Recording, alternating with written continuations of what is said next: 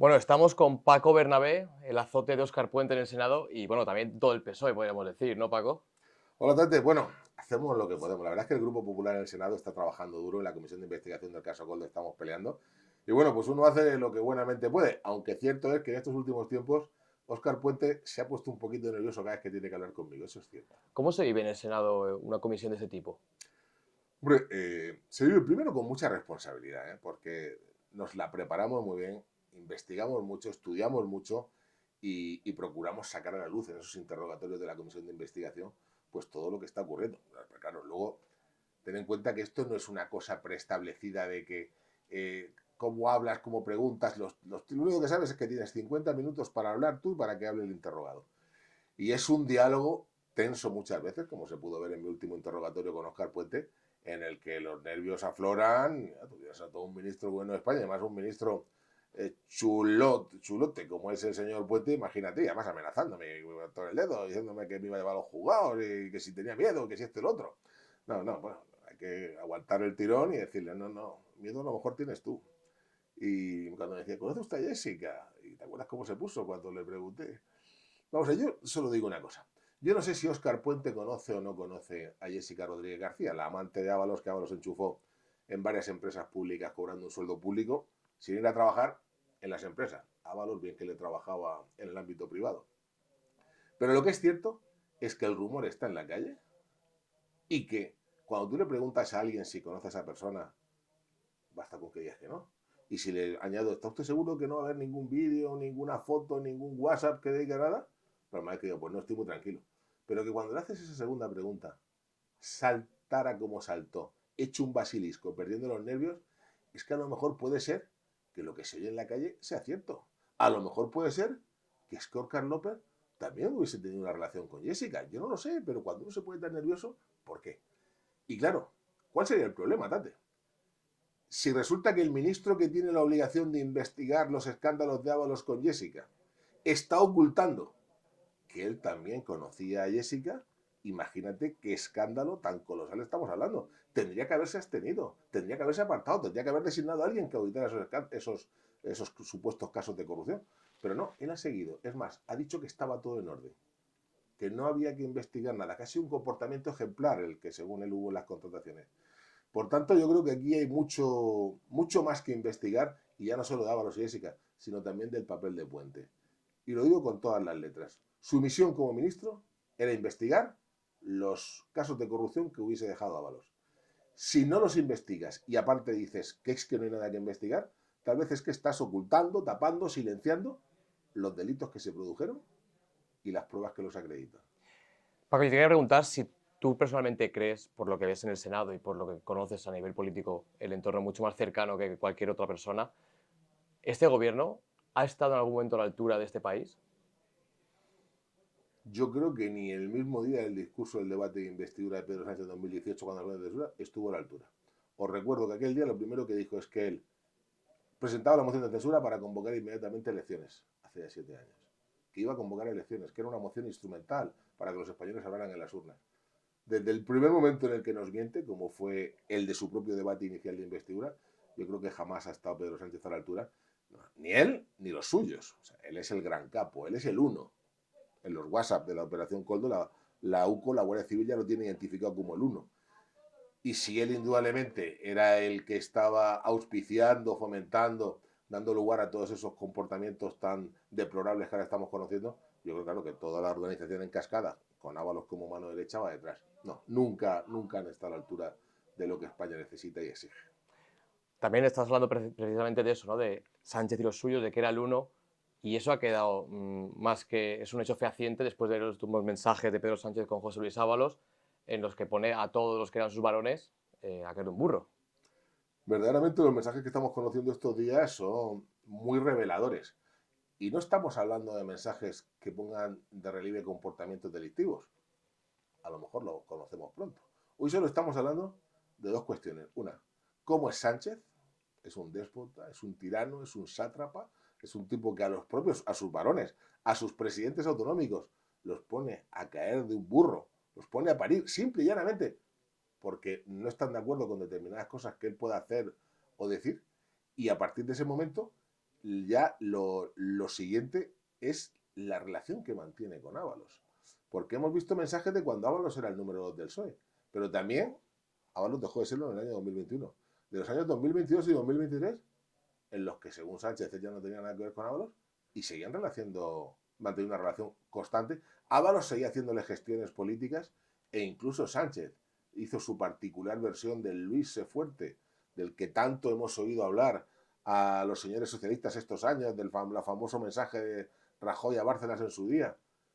José Luis, aguanta, estoy contigo, no hagas caso, todos son bulos, etcétera, etcétera, cuando ya había saltado el escándalo de corrupción de Ábalos. Es decir, se está demostrando, se está acreditando que lo de Sánchez y Ábalos ha sido un matrimonio muy duradero en el tiempo, que tuvo momentos de intimidad absoluta mientras los dos compartían el 1 y el 2 del Partido Socialista, pero que después el amor ha seguido existiendo. Que donde hubo fuego siempre quedan rescoldos. Y que Sánchez está intentando tener contento a Ábalos. No olvidemos que en el 23 lo puso de candidato al PSOE por Valencia. Y que Ábalos es hoy diputado. Y que Ábalos, el sinvergonzón de Ábalos, le estamos pagando un sueldo público a todos los españoles con dinero de nuestros impuestos para que se siga riendo de nosotros. Pues está ahí porque Sánchez quiso. ¿Por qué quiso Sánchez? ¿Tienen miedo a que Ábalos tire de la manta? ¿Tiene miedo a que lo dejen en paños menores? Yo creo que esa es la cuestión. El primer paco de todo esto es cómo se explica al votante del PSOE lo que está ocurriendo y que no es capaz de verlo. Pues querido Tante, esa es la gran cuestión para mí. Uno de los grandes dramas que está viviendo España es que todas las encuestas, sin excepción, hablo de encuestas, no de la mamarrachada del CIS, no por los profesionales del CIS, sino por el sinvergonzón que se llama Tezanos que tienen al frente del mismo, que es el que las manipula todas. Como digo, todas las encuestas nos dicen que Sánchez está en torno al 30% del voto. Eso significa que puede haber 5 o 6 millones de españoles que están dispuestos a seguir votándole. Eso significa que Sánchez no va a bajar de los 120 diputados. Eso es un drama para España. Es decir, que haya un grupo, varios millones de españoles que estén dispuestos a tragar con que les roben del dinero de sus impuestos, porque aquí se han pagado comisiones hasta por respirar. Este caso de corrupción del PSOE, el megacaso de corrupción del PSOE, saltó con el tema de las mascarillas, os recuerdo, con las compras fraudulentas de mascarillas que pagaban al doble del precio que tenían de mercado para quedarse ese 50% más de comisiones, que saltó por esto. Pero es que el caso de las mascarillas, el caso de hidrocarburos, el caso de las adjudicaciones a mañana de las obras de Adif, más de 700 millones de euros que está investigando la UCO y del que también hablaremos en la comisión de investigación del caso Coldo, lo hemos hecho. El tema de Europa, y si quieres ahora hablamos de ese asunto que tiene mucha amiga, de la mujer de Sánchez metida por medio para conseguir el rescate de esa aerolínea. Son tantísimas las cuestiones que nos encontramos. Para mí lo sorprendente es que haya 5 o 6 millones de españoles, dicen las encuestas, que están dispuestos a tragar con que les hayan robado miles de millones de euros, que con su dinero se hayan ido de putas los socialistas. No solo se han ido de putas y de fiestas con champán francés, sino que hayamos estado pagándoles durante años el sueldo a esas prostitutas de los socialistas, porque, oye, es que esto no solo fue Ábalos y el Coldo y tal, es que el Tito Berni de Canarias, es que los de los seres de Andalucía, es que hablar de socialismo, corrupción y prostitución es que va en el mismo paquete. Es que en todos sus casos de que desaparece dinero público siempre termina apareciendo un prostíbulo por medio. Bueno, pues lo triste es que hay españoles que estén dispuestos a tragar con eso solo porque mejor eso a que no gobierne la derecha, que es lo que te dicen muchos por la calle. No, mejor yo, pues, mira, es que los míos son los míos y seguro que los de la derecha serían mucho peores. Digo, pero bueno, pero de verdad, o sea, ¿esto es una democracia? La democracia está pues para que todos, oye, juzguemos y si no nos gusta, votamos a uno, votamos a otro. En el PP hemos pasado momentos muy malos. En el PP, precisamente por casos de corrupción de alguno que tuvimos, hemos tenido un castigo durísimo en las urnas hace unos años. Oye, yo creo que el pueblo español, si actúa con decencia, con coherencia, conforme a principios y valores y no a ideología, debería castigar al PSOE durísimamente. Y de momento las encuestas, pues no nos dan eso. Es una sorpresa. ¿De qué es la culpa, tú crees? Es decir, ¿crees que hay una parte también de autocrítica por parte del Partido Popular, de que a lo mejor no se hace todo lo posible o de la mejor manera posible para llegar a la gente y realmente afianzar? ¿O también es culpa de la comunicación, ¿no? De los medios de comunicación, Televisión Española, por ejemplo, que también está colonizado por el Partido Socialista? Si crees que es un poco el conjunto de todo o realmente hay una rama que es más intensa que otra. Yo creo que has puesto el dedo en la llaga en el sentido de que son un cúmulo de factores. O sea, que nosotros tendremos que mejorar en comunicación, sin duda. Además, siempre se ha dicho, y el PP, le falta mejorar en comunicación. Muy buenos gestores, pero a la hora de comunicar están más pensando en otras cosas. Posiblemente pues nosotros tengamos que mejorar en ese sentido y hacer llegar mejor nuestros mensajes. Yo creo honestamente que ahora mismo un presidente como Alberto Núñez Feijóo es lo que necesita España para que vuelva la normalidad, la sensatez, el sentido común y la honradez a la vida pública. Y además lo voy a defender hasta el final porque creo que está haciendo un muy buen trabajo. Lo ha demostrado en Galicia. Oye, en 13 años, 4 mayorías absolutas, Galicia no es una isla perdida en el Atlántico. Galicia es parte de España. Ahí también hay nacionalistas, hay podemitas, hay separatistas. Y 4 mayorías absolutas seguidas es porque la gente te ha respaldado porque tú cumplas con lo que prometes. Y sin duda, insisto, creo que Feijóo va a ser un muy buen presidente del gobierno cuando llegue la hora de ir a votar. Y si votamos bien, si no volvemos a hacer lo de dividir votos, etcétera, y al final el que gana es Sánchez.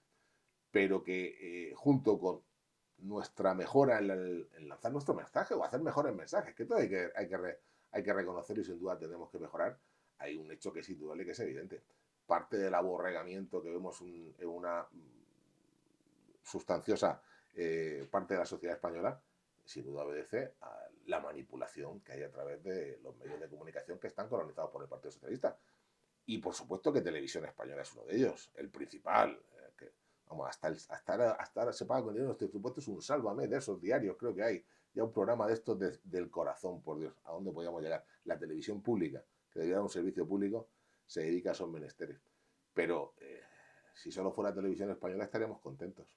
Hay muchos medios privados que a día de hoy están viviendo de las subvenciones que da el gobierno, los famosos anuncios del gobierno de España.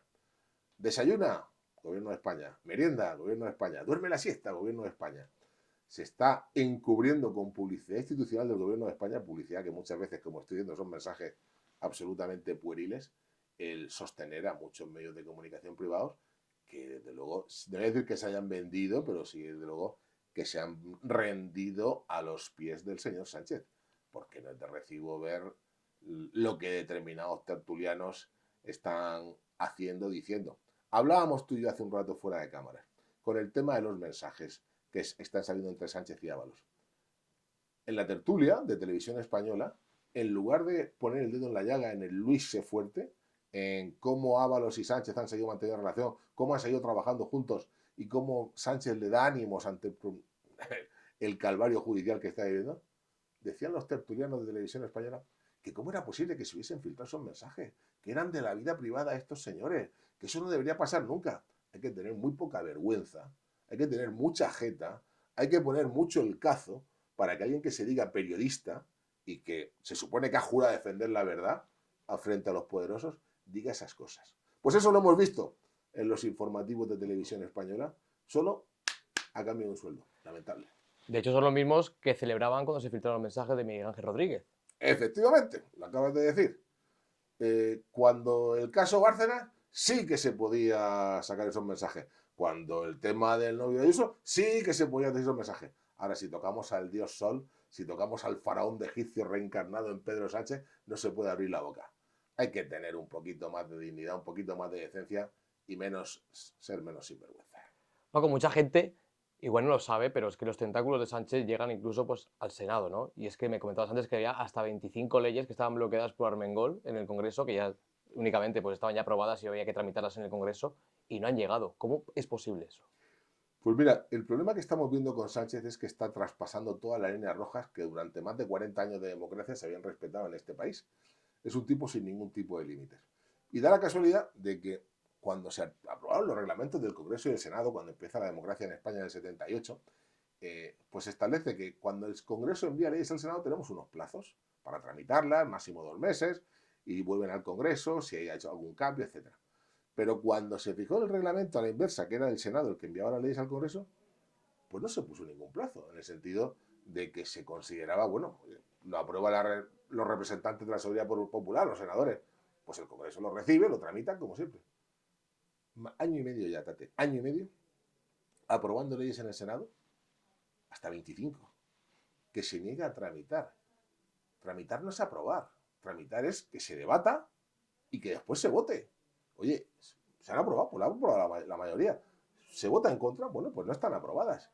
Pero tienen la caradura inmensa, la señora Armengol, que es una esbirra de Sánchez, es una sicaria a sueldo, que está anteponiendo el cobrar el sueldazo de presidenta del Congreso de los Diputados a tramitar las leyes que le envía la Cámara Alta, las leyes que le envían las propias Cortes Generales, que somos el Congreso del Senado, esto es algo verdaderamente lamentable y patético. Indudablemente, desde el Partido Popular hemos emprendido ya acciones ante los órganos jurisdiccionales oportunos para que se desbloquee esta situación. Vamos, yo a título particular te digo, es decir, para mí, lo que está haciendo Armengol, y ahora hablo como Paco Bernabé, el partido que tiene las elecciones, para mí roza ya los ilícitos penales. Podríamos estar hablando de un caso de prevaricación.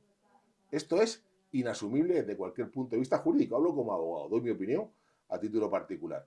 Pero esta señora no es nadie, para parar unas leyes que estamos enviando desde una Cámara de las Cortes Generales Españolas. Y sin embargo, ahí está. ¿Y sabes por qué? ¿Cuál es la cuestión de fondo? Muy sencilla. Porque esas 25 leyes que hemos aprobado en el Senado no solo se han aprobado con la mayoría absoluta del PP, que por supuesto, sino todas y cada una de ellas tienen el apoyo de más grupos políticos. Grupos que son los que apoyan a Sánchez en el Congreso. Y Sánchez sabe que si se tramita una sola de ellas, va a salir adelante. Y prefiere dar la falsa apariencia de una fortaleza parlamentaria que no tiene a arreglar los problemas de los españoles. Porque, Tate, no son leyes ideológicas ni una. Todas van para resolver problemas cotidianos de los españoles. Todas van para solucionar la vida de nuestros vecinos, de nuestros amigos, la nuestra, la de todos, porque, insisto, son cuestiones del día a día. Se niegan redondo porque prefiere demostrar que es Pedro el fuerte en lugar de Pedro el miserable. Decías antes la importancia, ¿no?, de esa falsa imagen que quiere dar Sánchez de fuerza parlamentaria, que obviamente todo el mundo sabe que no tiene. Este es uno de los momentos más críticos para el gobierno. Hemos vivido el apagón, el supuesto sabotaje del tren de Atocha. Hemos vivido también situaciones límites aquí en España, los mensajes conocidos de Sánchez con Ábalos. ¿Es el peor momento del gobierno? Con Sánchez yo no me atrevería a decir que es el peor porque siempre llega algo que lo supera y que indudablemente vamos a seguir viendo escándalos de todo tipo. Solo que con lo que está ocurriendo en estos últimos tiempos, como bien dices, el tema del apagón, que fue un apagón por una nefasta política energética. Solo pasó aquí. Y en Portugal, que le vendemos otra energía, en el sur de Francia, que también hay trasvase. Punto. No pasó en ningún otro país del mundo. Por ese interés en demonizar determinadas fuentes de energía y que solo valgan otras, cuando lo que hay que hacer es conjugarlas, como estamos defendiendo el PP toda la vida. Pero es que ese apagón, seguido luego de los escándalos ferroviarios, del caos ferroviario que hay en España, que el caos no empieza ahora, el caos empezó el verano pasado, recuerdo. Recordéis las imágenes de Chamartín, de Atocha, de Sanz en Barcelona. Miles, decenas de miles de españoles y de turistas tirados por las estaciones, pues las estamos viendo estos días. Las hemos visto antes del apagón, después del apagón, con la Semana Santa, con Sevilla, con la feria. Es un absoluto desastre lo que está ocurriendo en lo que es la gestión de las infraestructuras del transporte. Ya no es que estemos gobernados por una panda de corruptos, de sinvergüenzas que se los están llevando crudos. Es que además estamos rodeados por una banda de incompetentes, de gente que no sabe gestionar. Óscar Puente, el que dijo que venía a ser el fin campeador de la limpieza, que venía a solo se ha demostrado que aquí solo ha venido a tapar, a ocultar, porque es que no tiene ni idea de gestionar.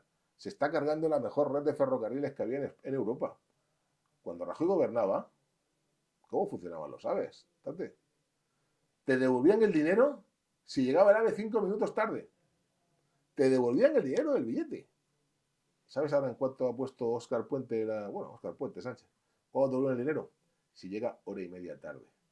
O sea, para hacer un trayecto en AVE que suelen durar 1 hora, 2 horas, tal. O sea, tienes que tardar el doble de tiempo para devolver el dinero. Es que esto es a lo que hemos llegado. Y lo del tema del sabotaje que cuenta, es todo mentira. ¿Sabes por qué hice lo del sabotaje? Porque si hubiera un sabotaje no tenían que devolver el dinero a las 30 o 40 mil personas que dejaron tiradas con el último. Fue un robo de cobre. Robos de cobre ha habido siempre. Ladrones ha habido siempre.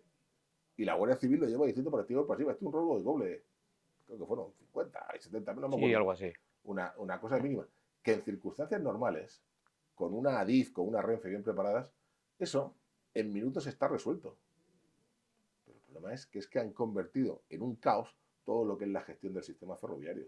Y por eso ahora, cada vez que pasa algo, pues se tiran 10, 12, 14 horas tirados por los campos de España los que tienen la mala fortuna de ir en esos trenes que cada vez se paran con más frecuencia. Habla de Adif, recordemos, la expresidenta Pardo de Vera, que fue la que conoció íntimamente, ¿no?, por esa fotografía que recibió de Jessica. ¿Qué credibilidad tiene? Isabel Pardo de Vera le dijo al juez del Tribunal Supremo que ella no sabía quién era Jessica Rodríguez y que no había intervenido en su contratación. Isabel Pardo Vera vino a la Comisión de Investigación del Senado y nos dijo exactamente lo mismo, que no tenía ni idea de quién era esa chica y que no había intervenido en su contratación. La UCO, la Guardia Civil, acaba de demostrar en su último informe que no solo es que la conocía, sino que además se implicó de forma activa en su contratación.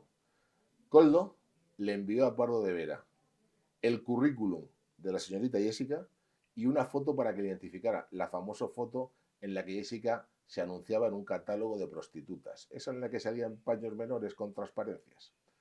Esa foto. Esa foto en la que Pardo de Vera le envía a Ineco, la empresa pública del Ministerio de Transportes, para que la contraten. Y están todas las conversaciones grabadas entre ella y Koldo y sus subordinados, en las que, oye, ¿cómo va el tema? Venga, sí, vamos a hacerlo ya, venga, vamos a hacer una entrevista, tal, ¿ha salido ya bien? Tal. Koldo dice, no te preocupes, que ahora te va a llamar el ministro para que te quedes tranquila, tal. Hay que ser muy sinvergüenza, ¿eh? Hay que tener muy poca dignidad. Si te han pillado con el carrito de los helados, por lo menos ten la decencia de reconocerlo y de pedir perdón.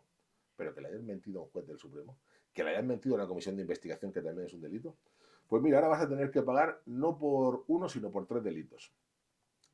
Por haber sido una corrupta que ha metido a dedo a la amante de Ábalos durante 2 años y medio cobrando sueldos públicos, más de 40.000 euros, en empresas del ministerio sin que tuviera que ir siquiera a trabajar, solo a poner la mano a final de mes, por haber mentido ante el Tribunal Supremo, que es un delito, y por haber mentido ante la Comisión de Investigación, que es otro.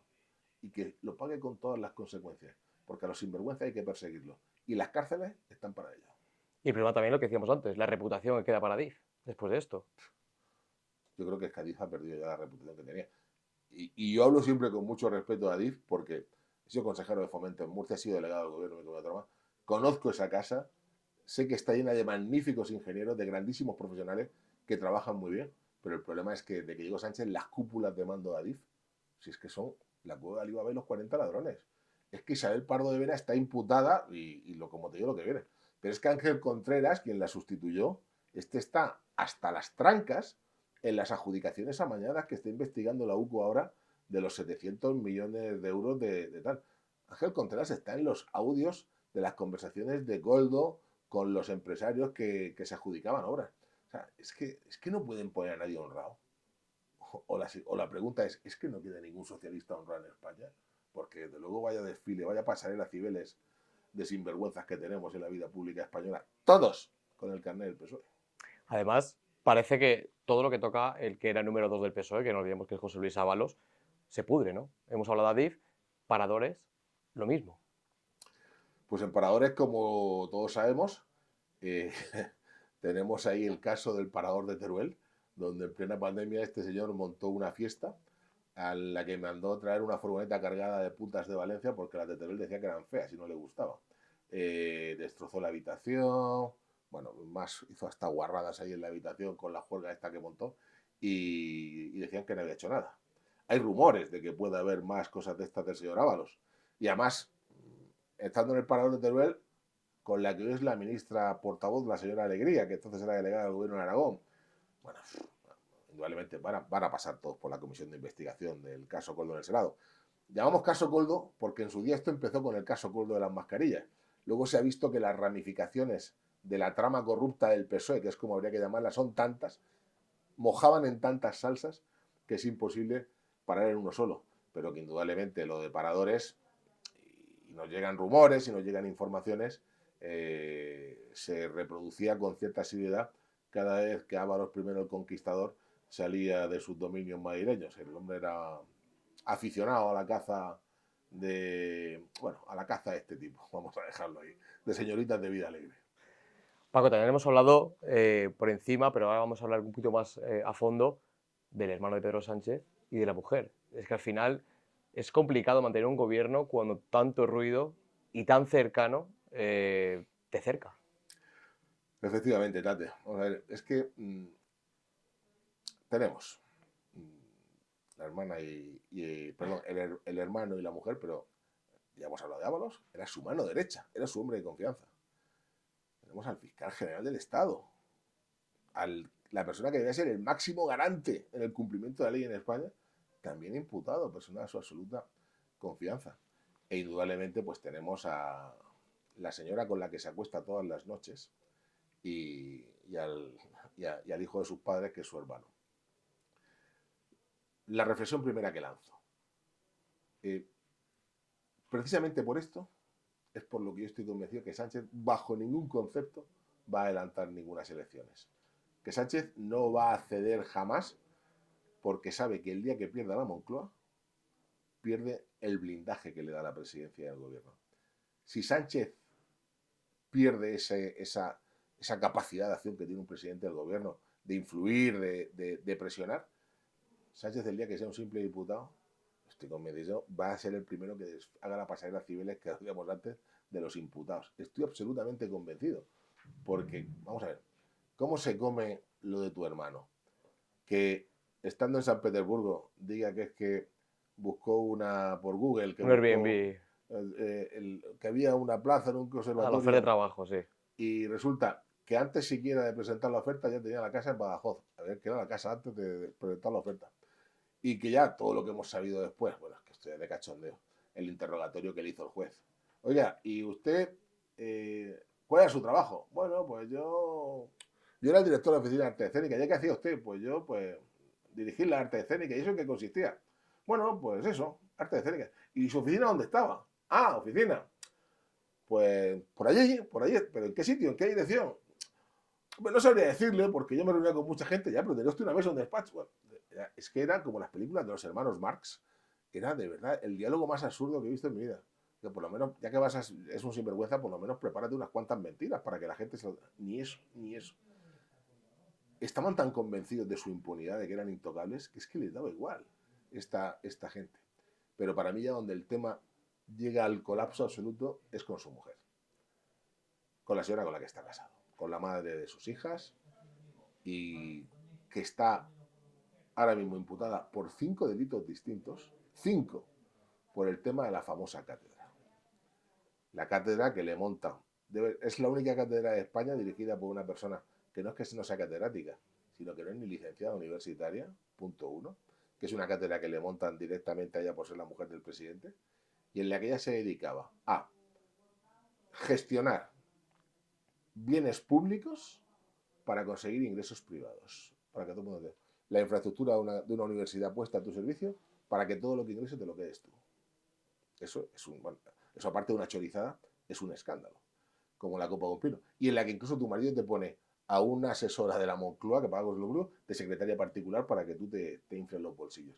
Bolsillos que van al matrimonio, no olvidemos, que eso es un matrimonio, que es una pareja. Bueno, todo presuntamente, porque luego sé, pero todo esto está ya en autos judiciales y en investigaciones de la UCO. Pero donde yo creo que de verdad, solo por eso ya habría caído cualquier presidente decente en un gobierno democrático del mundo, por lo que se sabe ya de su mujer. Pero donde yo creo que de verdad está aquí la parte del león es en el rescate de Europa. Así lo he dicho en la comisión de investigación en varias ocasiones y así lo mantengo públicamente. Vamos a ver. El conjunto de irregularidades que se dio en el rescate de Europa fue de tal nivel que es absolutamente escandaloso. Irregularidades en la tramitación e irregularidades en la concesión de las ayudas. 615 millones de euros de dinero público. Queda mucho por saber de dónde han ido a parar esos 615 millones de euros de dinero público. Hay serias y fundadas sospechas de que la familia Hidalgo, propietaria entonces de Air Europa, de Globalia, el ente, la corporación que los poseía, ha podido distraer parte de ese dinero. Insisto, eso son sospechas. No está probado, pero se está investigando por los jueces y por la Guardia Civil, que son los que tienen que decirlo. Pero más allá de todo lo irregular que fue ese proceso, se saltaron un montón de trámites para la concesión, para la tramitación y también para la concesión, por cómo la dieron. Pero aquí está el papel que pudo jugar Begoña Gómez. Hay audios de Aldama, el famoso Aldama, diciéndole a Coldo: Javier Hidalgo, él trabajaba por Hidalgo, se ha enfadado, está ya harto y ha llamado directamente a Begoña. Eso está en las conversaciones intervenidas. Y en las conversaciones intervenidas también tenemos ya constancia, está acreditado, que Begoña Gómez, como mínimo, tenemos constatados 4 encuentros de ella con Javier Hidalgo, el dueño de Air Europa. Encuentros que se producen en los momentos en los que Air Europa está pidiendo el rescate. 2 en la sede de Globalia, otro en IFEMA, en Fitur, otro en San Petersburgo. Es decir, que había una relación, han dicho había una relación de confianza entre Javier Hidalgo y Begoña Gómez. Está declarada en la comisión de investigación por gente que estaba ahí en aquellos momentos. ¿Hasta dónde pudo llegar Begoña Gómez? Lo único cierto es que el rescate de Europa estaba trancado y justo cuando aparece Begoña Gómez se desatranca y coge una velocidad de crucero de escándalo, se concede en un tiempo récord, se concede por una cuantía récord y mucha gente estuvo feliz a raíz de esos 615 millones que salieron de tu bolsillo, del mío y de todos los que nos están viendo.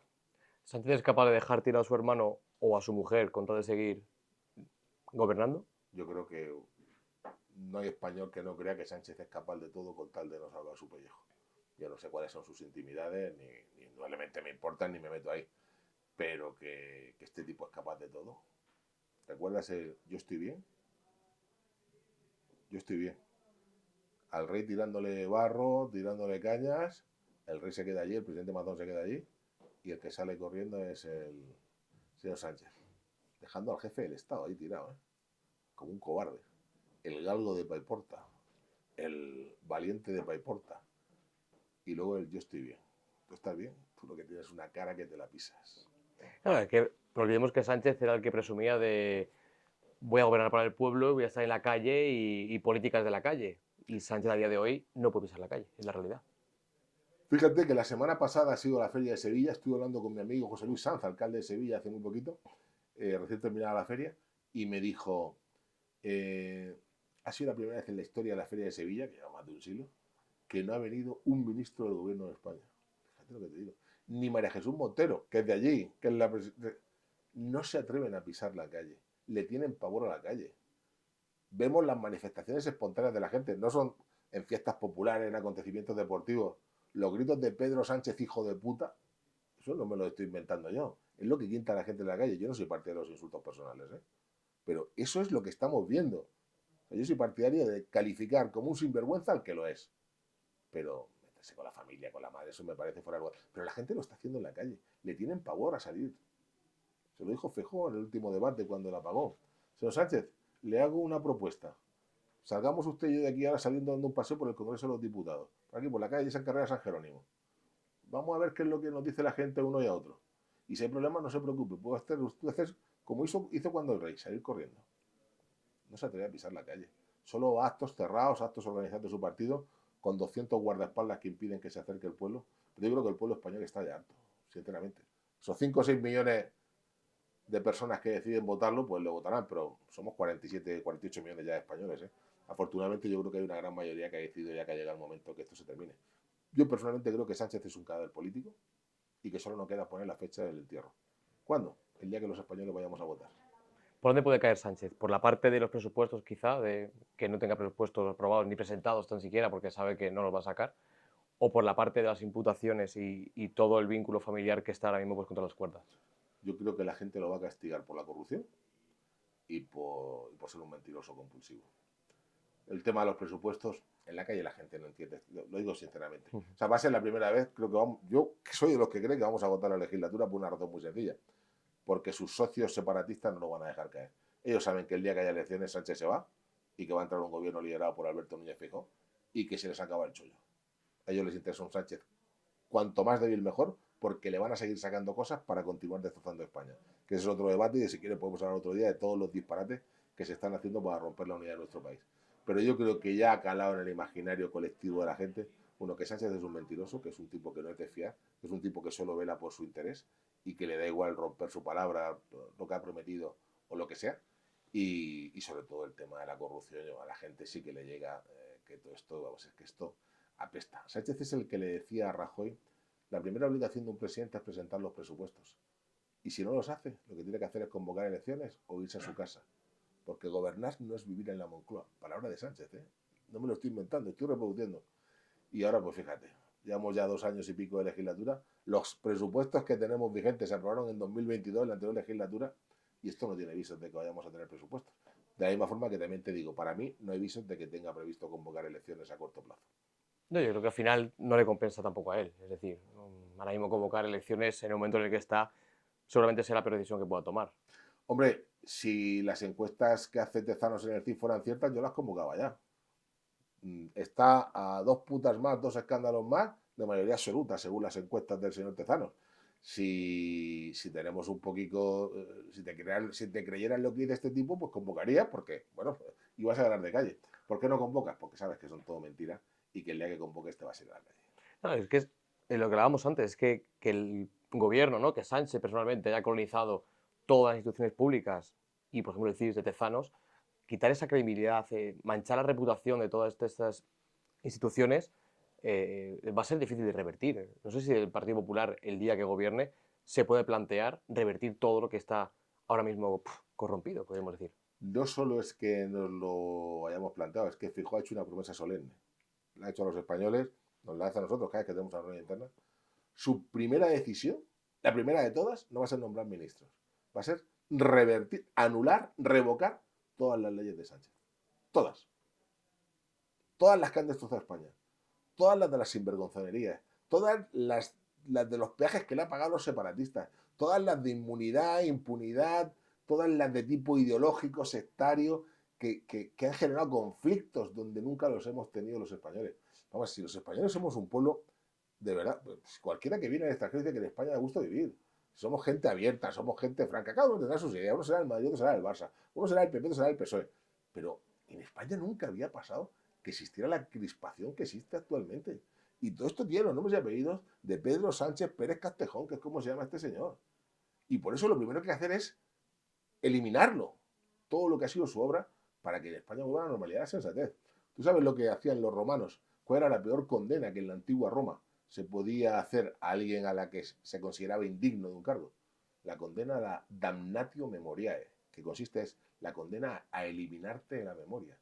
Y eliminaban de todos los manuscritos, de todos los monumentos, los nombres de los que habían sido indignos de ocupar esos cargos. España se merece una damnatio memoriae con Sánchez. Habría que borrarlo de los libros de historia por todo el mal que le ha hecho a nuestro país, de verdad. Es terrible lo que está haciendo. Si te pregunto quién era mejor o peor entre Sánchez y Zapatero, ¿con quién te quedas? Vamos a ver.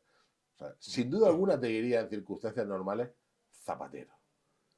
Pero, o sea, Zapatero ha sido hasta la fecha, hasta Sánchez, el peor presidente que hemos tenido. Para que es que Sánchez ha pulverizado todos los registros de lo que puede ser un mal gobernante, un mal dirigente. El problema es que el Zapatero de hoy es uno de los grandes protectores y validadores de lo que son las políticas de Sánchez. Pero vamos, indudablemente, sin duda alguna, si preguntas por presidente, vamos, no, lo de Sánchez es innombrable. Claro, es que el problema es mucha gente que a lo mejor no ha vivido otras épocas del PSOE, ¿no? Del socialismo aquí en España, se queda con la imagen de Sánchez que yo creo que para el PSOE es aberrante, ¿no? Y lo hemos visto con varones díscolos, como puede ser Paje, Lambán, Vara, que son los que han alzado la voz contra Pedro Sánchez y ya no están. Salvo Paje, que le queda el rédito de que es el presidente de la Comunidad Autónoma de Castilla-La Mancha, el resto les ha borrado del mapa. Claro, porque perdieron sus elecciones y se tuvieron que ir a sus casas. Pero verdaderamente, bueno, con Paje, porque gobierna, y bueno, gobierna absoluta, por eso con él no puede.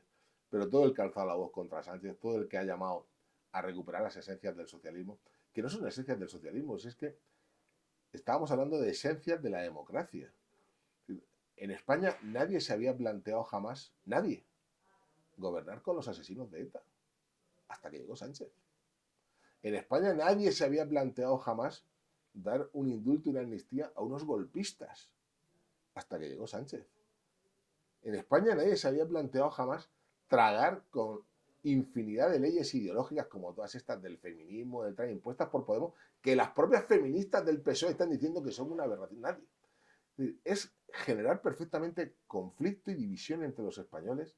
La financiación autonómica, Cataluña, UNE y los demás, todos. Pues, con la financiación autonómica es con lo que se paga luego la sanidad, la educación, las políticas sociales de cada comunidad autónoma. 17.000 millones más para Cataluña y a quitársela a las demás. Es romper por romper con una única finalidad, mantenerse él en el poder. Es que no hay otra. Es que esto no mejora la vida de ningún español. Solo justifica que sus socios lo sigan apoyando. Y en eso estamos. Hablabas antes de esas, bueno, pues podemos decir imposiciones ideológicas que el Partido Socialista, pues de la mano de Podemos, de Sumar, nos ha ido poco a poco inyectando en la sociedad española, pero que parece que han tenido peso y que han calado en muchos sectores que son a lo mejor minoritarios, pero sí que han calado. El feminismo, por ejemplo, de hoy en día, con el que probablemente la mayoría de feministas históricas no se sienten identificadas, han afectado mucho a la sociedad española y también es un derroche de dinero el que se va a esos tipos de chiringuitos, ¿no? Totalmente. Es decir, bueno, si aquí el dinero público se está dilapidando. Es decir, se están convirtiendo en agencias de colocación de los afines, de los enchufados, de la gente con el carnet del Partido Socialista, y se están creando, insisto, generando. Luego ves algunos de los programas, no te puedo hablar de memoria, de los programas, de los proyectos que realizan estos chiniquitos ideológicos, y realmente es que te quedas alucinado. No recuerdo exactamente el nombre, pero recuerdo uno el año pasado con esto, el tema de la igualdad de género, que era fomento de la concienciación social del uso del clítoris en las mujeres de Ghana, África. Era algo así, de verdad. Digo, y se dedicaban cientos de miles de euros. Digo, pero hemos perdido la chaveta por completo, de verdad, ¿dónde estamos? Bueno, pues como eso con tantísimas cosas, es decir, lo que está pasando con las leyes ideológicas sobre el feminismo, las leyes trans, etcétera, que son las propias feministas históricas del PSOE las que están diciendo ya, que es que esto no es así, que ser mujer no es que yo, Paco Bernabé, vaya mañana al registro civil y digo, uy, me siento mujer. Y como soy mujer, a partir de ahora quiero pues los beneficios de cupos, etcétera, que tengo por ser mujer. Las deportistas profesionales y muchas de izquierda reconocidas están diciendo, ¿pero esto qué es? ¿Cómo voy a competir yo en igualdad de condiciones con este señor que es un señor biológicamente hablando, que tiene una masa muscular o una capacidad atlética superior a la mía, porque él diga que ahora que Paco es Paco? No, no hace falta ni que me llame Paca. Sigo siendo Paco y soy mujer. Ay, por cierto, sigo casado con mi mujer y con mis 5 hijos, porque es que a mí, yo soy una mujer que me hago Paco y que me gustan las mujeres. Entonces no me tengo que separar de mi mujer y demás. Es que esto está pasando hoy. Sí, sí. Es que está pasando dentro de los funcionarios, de las fuerzas y cuerpos de seguridad. Es que está pasando en muchos, que gente con cara, con jeta, que se está cogiendo a estas leyes locas, absurdas del sanchismo, pues para generar, insisto, conflictos donde nunca antes habían existido. Claro, es que al final el discurso de impuestos para educación, para sanidad, queda muy bien, pero la realidad es diferente. La realidad, por ejemplo, también son los sindicatos. Los sindicatos que hacen una manifestación en contra de la oposición, que es el Partido Popular. ¿Eso cómo se entiende? Sí, O desde el partido, ¿cómo lo vivís? Porque yo me gustaría saber cómo lo vivís la gente del partido diciendo, oye, pero ¿cómo me van a hacer una manifestación unas personas que se supone que están para fiscalizar y criticar las políticas del gobierno? bueno, estas ya se empiezan a manifestar contra el PP, yo creo, porque están calentando motores para cuando gobernemos, ¿no? Pues para no perder la costumbre. Verdaderamente ha sido lamentable lo de los sindicatos estos 7 años sin una sola manifestación en contra del gobierno.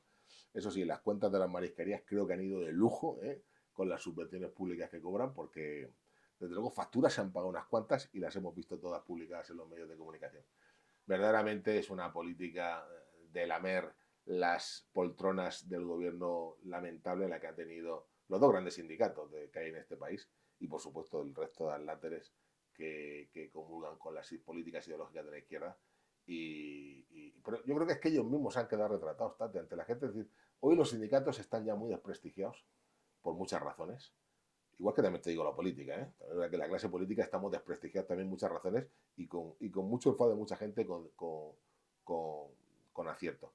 Pero también te digo, somos mucho más los políticos decentes que trabajamos honrados y convencidos que lo que han hecho esos 4 sinvergüenzas que los ha habido en política. Igual que puede haber abogados sinvergüenzas, albañiles sinvergüenzas, pescadores sinvergüenzas o barrenderos sinvergüenzas. No tiene nada que ver una cosa con la otra.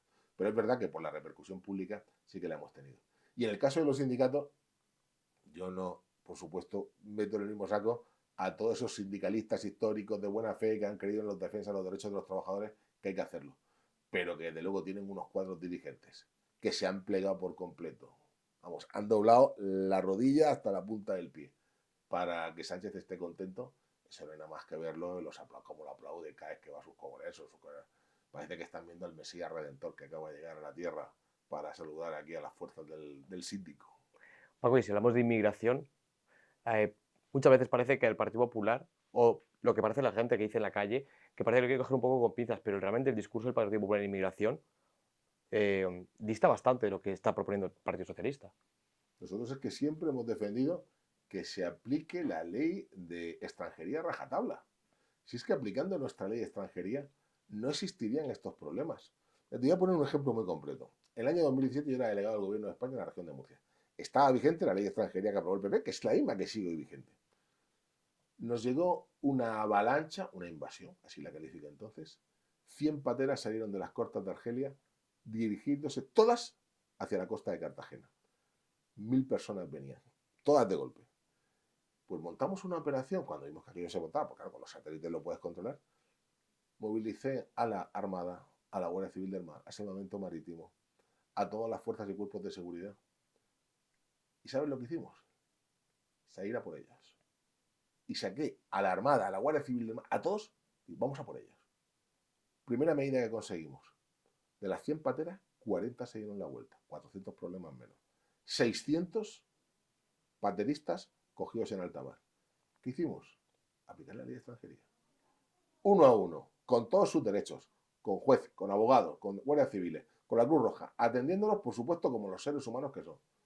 Entrada ilegal en España, expediente de expulsión. Los metimos primero en un polideportivo, todos bien atendidos, y luego abrimos unos módulos de un centro penitenciario que estaban cerrados, 45 días, y expulsión a Argelia todos de vuelta. ¿Sabéis lo que ocurrió? Que el resto de año que fui a leer al gobierno, luego ya llegó la moción de censura, evidentemente dando el cargo, no hubo una sola patera más en las costas de la región de Murcia. Ni una. Lanzamos un mensaje claro. Por aquí no se entra gratis. El que incumple la ley, la paga. ¿Qué es lo que ha hecho Sánchez? Todo lo contrario. Todo el que llega, se queda. Y por eso, de continuo, se está desbordando el sistema. Que todo el mundo, vamos a ver, que a nivel humano todos comprendemos el drama de la inmigración, faltaría más. Que todos los que vienen no son unos delincuentes, faltaría más. Faltaría más. Que hay unos cuantos que lo son, por supuesto. Pero todos, ¿no? Que gente viene buscando un futuro mejor. Pero no, la solución no puede ser que aquí sea una política de puertas abiertas, porque no tenemos capacidad para asumir esa carga migratoria. Y esto es lo que estamos defendiendo el Partido Popular en todo momento. Bueno, una vez que están aquí, claro que hay que atenderlos. Pero si tú aplicas los procedimientos de expulsión de la ley de extranjería, no hace falta inventarse nada nuevo. No hay que tirarlos al mar, como dicen nuestros amigos de Vox, que prácticamente te dicen, a ver si se ahogan. No, hombre, no. Hay una persona de alta mar, tienes que rescatarla. Y luego se la devuelves a su país, del que ha salido. Porque así es como establecen nuestras leyes y aquí estamos para cumplir las leyes. Bueno, por lo menos algunos. Otros parece que no miran mucho. Porque también se habla mucho de la inmigración, sobre todo de la zona de Marruecos. ¿Qué tiene Sánchez con Marruecos? Yo no sé qué es lo que tiene Sánchez con Marruecos, pero lo que sí está claro es que Marruecos tiene cosas de Sánchez. Porque el cambio de postura que se hizo con el Sáhara, sin consultárselo a nadie, después, insisto, más de 40 años defendiendo al pueblo saharaui, abandonarlo como se ha abandonado, sin ningún tipo de consenso, sin hablar aquí, sin traerlo al Parlamento, sin hablarlo con los demás partidos políticos, sin hablarlo con la comunidad internacional, que tiene unas resoluciones de las Naciones Unidas que establecen claramente que hay que respetar los derechos del pueblo saharaui. Está claro que Marruecos sabe cosas o tiene cosas sobre Sánchez que los demás desconocemos. Se hablaba del famoso programa Pegasus, que sacó información del teléfono de Sánchez, que le están haciendo chantaje. Yo no sé, porque desconozco indudablemente esa información. Pero que algo ocurre, algo pasa, eso está ahí, encima de la mesa. Marruecos es el vecino de España, con Marruecos tenemos que llevarnos bien, como siempre nos hemos llevado, pero eso es una cosa y otra es, oye, que el Sáhara fue una provincia española, ¿eh? Fue una provincia, igual que la mía de Murcia, Albacete, Cuenca, Segovia o Soria. Y esa gente tiene muchos el DNI español todavía. Yo creo que lo que está haciendo Sánchez es porque algo está ocurriendo con Marruecos, que Marruecos está llevándolo a que tome decisiones, una vez más, unilaterales sin consultar con nadie, y los damnificados pues es el pueblo saharaui. Sí que es verdad que muchas veces se ha hablado de la imagen de Sánchez a nivel internacional, ¿no? Como dijéramos que es el prototipo, ¿no? Desde Sánchez, de pues, gestor de un gobierno impecable, pero la realidad es que fuera de las fronteras Sánchez no creo que esté bien visto o no lo mejor visto que él querría ser.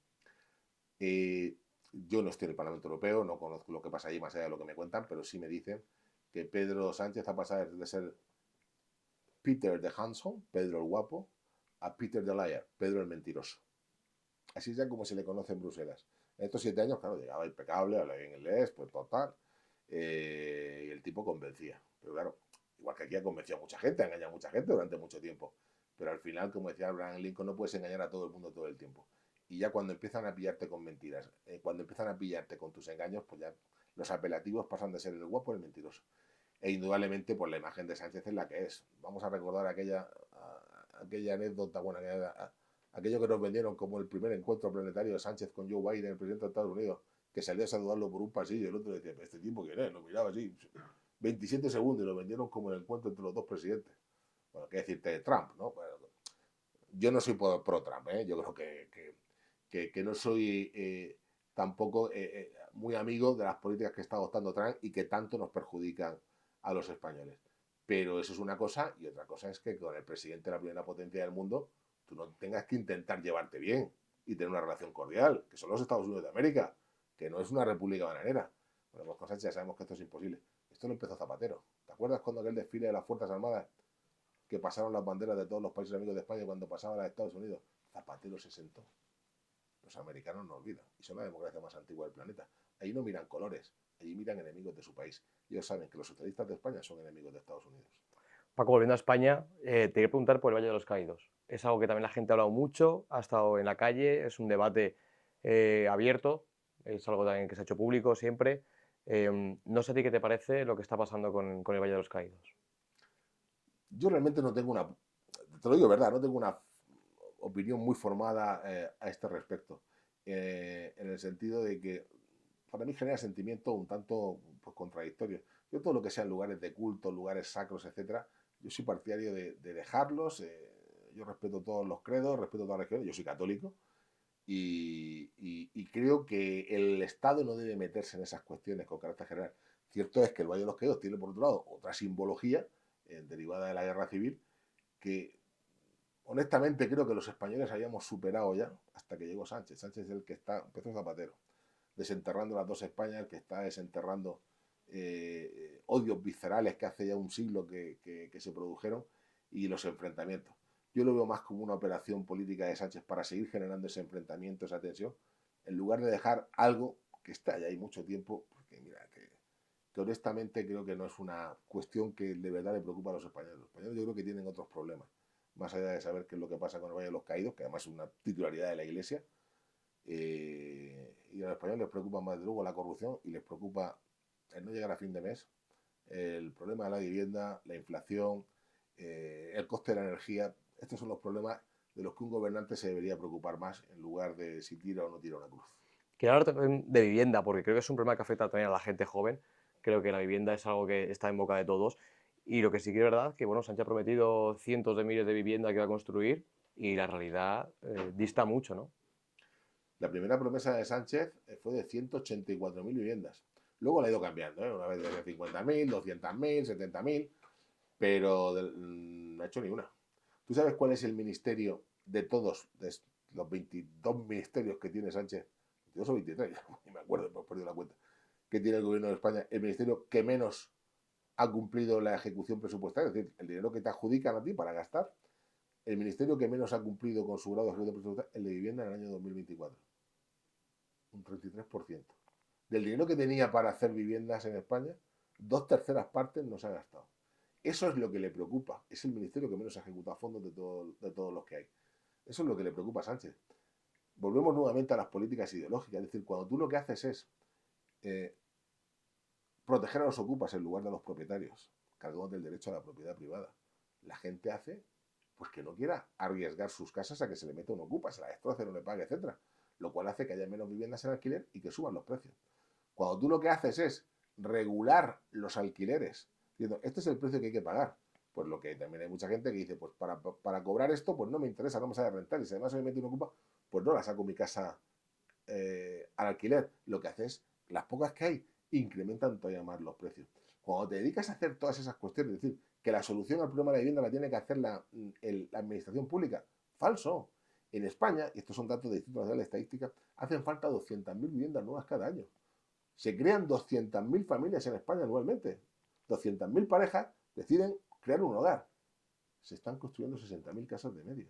Ahora mismo hay un stock de que faltan cerca de 800.000 casas en España solo con la demanda que existe actualmente. Tendrás que facilitarle a la iniciativa privada que haga casas para poder acabar con todo ese problema. ¿Tú piensas que un gobierno tiene capacidad para hacer 800.000 casas? Se tendría que dedicar en exclusiva a eso.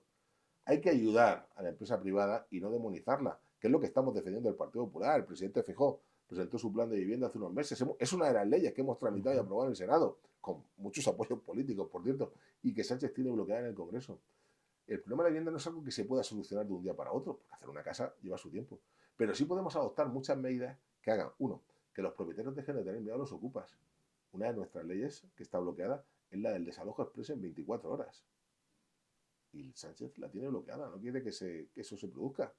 Y que no haya regulaciones de precios del alquiler, que los propietarios tengan la certeza y la seguridad que si les mete a alguien y se les queda dentro, que lo pueda echar con rapidez y recuperar la posesión de su propiedad privada. Esas son las cosas que quiere la gente. Y si no, pues seguiremos teniendo un problema que se está convirtiendo en endémico y que de luego pues amenaza pues, que muchos españoles, especialmente los jóvenes, puedan desarrollar su proyecto de vida. Pues Paco, muchísimas gracias por esta entrevista y mucha suerte, que sé que te quedan unas cuantas comisiones todavía en el Senado y tienes que estar ahí a la altura. Vienen semanas muy intensas en la Comisión de Investigación del caso Coldo en el Senado. Y ahí vamos a estar bajo las órdenes de nuestra portavoz, Alicia García, otro secretario general, Javier Arenas, que están haciendo un magnífico trabajo junto con todo el equipo de senadores del Partido Popular, que, insisto, estamos trabajando con ganas, estamos trabajando con ilusión. Llevamos ya cerca de 70 comparecientes en la Comisión de Investigación. Tenemos más de 50 en la recámara y que sepan los españoles una cosa bastante, y con esto termino. Vamos a llegar hasta el final y vamos a esclarecer toda la porquería del sanchismo y van a pagar por ella ante los tribunales de justicia. Que no tenga ninguna duda. Gracias.